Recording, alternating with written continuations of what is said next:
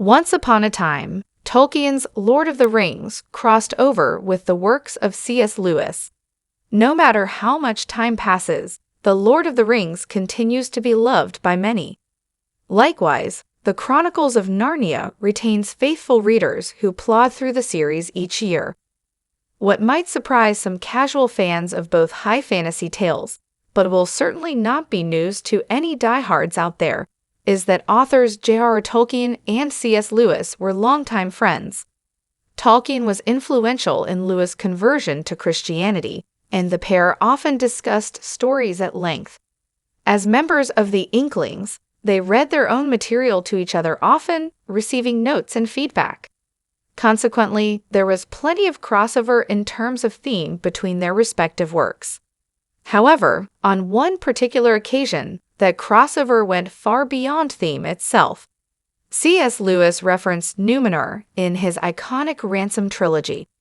About a decade before The Fellowship of the Ring first hit bookshelves, Lewis first teased the world of Middle-earth in the third installment of his infamous Ransom trilogy, sometimes called the Space Trilogy or the Cosmic Trilogy.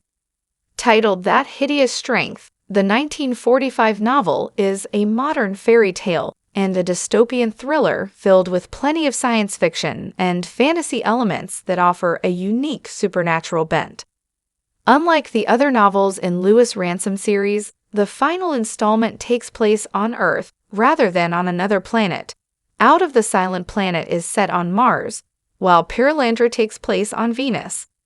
The book also delves fantastically into Arthurian legend, blending genres in a way that feels particularly inspired for the time. Of course, elements of the author's Christian faith heavily influence the story as well, a feature heavily criticized by 1984 scribe George Orwell in his own review. However, the series is a masterwork.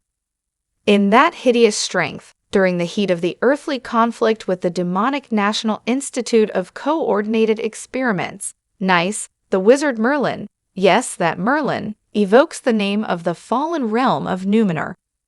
You read that right. The very same Numenor referenced in Tolkien's Lord of the Rings was first named in published print here, though Lewis misspells it due to having only ever heard it spoken and not actually seen on the page. As Tolkien once noted in Letter 267, as collected in the letters of J.R.R. Tolkien, Lewis was, I think, impressed by the Silmarillion and all that, and certainly retained some vague memories of it and of its names in mind. In fact, Tolkien claims that certain words and elements from the other Ransom novels also originated from his Middle-earth adventures, a story that Lewis urged his friend to finish in the first place. Additionally, the trilogy's namesake Elwyn Ransom is thought to have been based on Tolkien himself, as the word Elwyn can mean elf-friend in Anglo-Saxon. Tolkien often used the elf-friend term in his own legendarium, particularly with the character Elendil and the Elendili who hailed from Numenor. When asked by Merlin what Numenor even is, Ransom notes that it is simply the true West, a term loaded with meaning that echoes ideas expressed in The Return of the King. In the preface to That Hideous Strength, Lewis teases that those who would like to learn further about Numenor and the true West must, alas, await the publication of much that still exists only in the MSS, of my friend, Professor J.R.R. Tolkien. It wouldn't be for another decade before The Lord of the Rings would be published, and the true Numenor finally revealed. Could the Ransom trilogy take place in the same world as The Lord of the Rings? When speaking to Ransom about Nice and their ultimate plans for the domination of the human race, Merlin takes some convincing at first. Yet he soon recognizes the demonic threat behind the pseudoscientific hive. If they put forth their power, the wizard explains, they will unmake all Middle-earth. Not only does this sound like something Gandalf might say, but here Lewis' use of the infamous term used to describe Tolkien's entire body of fantasy literature feels deliberate. The inclusion of Middle-earth as a concept, paired with several references to Numenor, may lead some to speculate that the world of Lewis' Ransom trilogy is one and the same with Tolkien's. This theory is only further supported when we remember that Tolkien himself considered the Middle-earth saga to take place in Earth's distant past.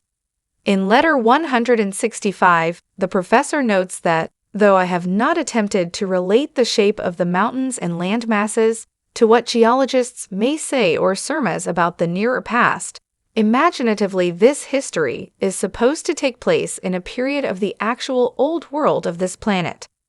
Likewise, in a 1958 letter, letter 221, he expresses that our world is in either the 6th or 7th age, if the Middle-earth timeline is to be followed.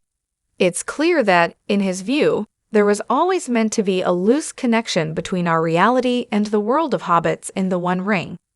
Of course, it's unlikely that Lewis Ransom books were truly intended to directly connect to Tolkien's high fantasy epic and its surrounding materials, beyond sly references. However, considering that Lewis inserts himself as a character in the Ransom trilogy, one who writes the story of his colleague Elwyn Ransom, one may conclude, if only in one's own mind, that these worlds are actually one. If you add Lewis' multiversal concept of the wood between the worlds to the mix, you may even draw a line between The Lord of the Rings and the Chronicles of Narnia. The Chronicles of Narnia tackles similar ideas to Tolkien's Numenor. It turns out that C.S. Lewis enjoyed the idea of Numenor so much that he explored similar themes of a fallen society in the Chronicles of Narnia prequel, The Magician's Nephew. In this story, chronologically the first in the timeline, the home world of the White Witch, Aka Jadis, called Charn, was annihilated in a manner thematically similar to that of Numenor. No, it wasn't a giant flood that swept them away, but their own hubris ultimately leads to their destruction, here through the mystical, deplorable word. Much like the people of Numenor, they fell because they rejected goodness and truth. As a result, the world was cursed and forgotten, living on only as a distant memory throughout the Narnia universe. While both Tolkien and Lewis shared plenty of similarities as far as themes were concerned, albeit through differing expressions, it was their friendship and Lewis' deep appreciation for Tolkien's legendarium that bound their works together.